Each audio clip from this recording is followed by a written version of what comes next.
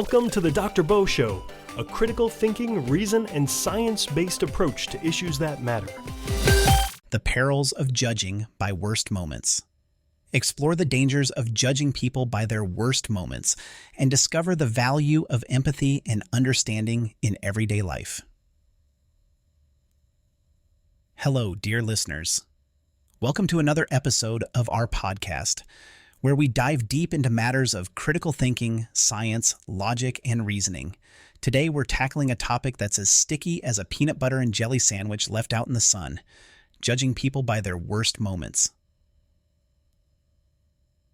It's a topic that's increasingly relevant in today's hyper-connected world, where everyone has a front row seat to everyone else's life, thanks to social media. So let's get into it, shall we? Why is it that we humans seem to have this irresistible urge to judge others based on their worst moments? It's almost like we're all in a giant reality show, constantly trying to outdo each other in the moral superiority department. Look at me, I would never do that, we say, as we clutch our metaphorical pearls. But is this really the best way to go about things? Black and white thinking. One of the primary reasons we fall into the trap of judging others so harshly is due to simplistic thinking.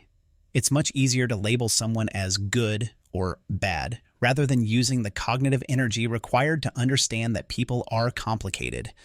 Yes, even your Aunt Martha, who bakes those amazing cookies, has probably had a meltdown or two. It's important to remember that judging people by their worst moments gives us an incredibly poor view of humanity. If we were all judged this way, well, let's just say the world would be a pretty desolate place. We need to be more understanding, empathetic, and forgiving. When is it fair to judge? Now you might be wondering, when does it make sense to judge someone by their worst moment? Well, it's a bit of a trick question. The only time it might make some sense is when their worst moment aligns with their average behavior. Even then, what we're really judging is their regular actions and behaviors, not just that one terrible moment. Be particularly wary when consuming media. The media often presents the other side by showcasing only their worst moments, which can drastically skew reality. It's like trying to understand a book by reading just a single, torn-out page. In this age of information overload, be kind and make moral judgments based on reality, not sensationalism. The virtue signal effect. Let's take a moment to talk about virtue signaling. This is where people show off how morally superior they are, often by pointing out how awful someone else's actions are. It's like bringing a salad to a barbecue and smugly watching everyone else eat ribs. Sure, you might feel good about yourself for a moment, but it doesn't necessarily mean you're making a positive impact. Instead of virtue signaling, let's try something different. Understanding. Next time you find yourself tempted to judge someone by their worst moment, take a step back. Ask yourself if you know the full story. Consider if there's a way to be supportive rather than critical. After all, we're all human, and none of us are perfect. Final thoughts.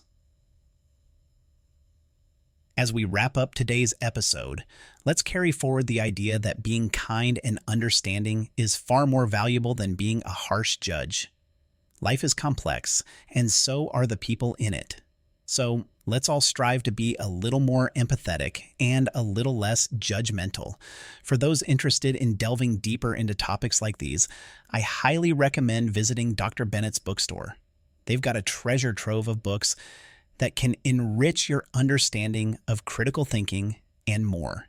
Visit Dr. Bo's bookstore and take a step towards becoming a more informed and thoughtful individual.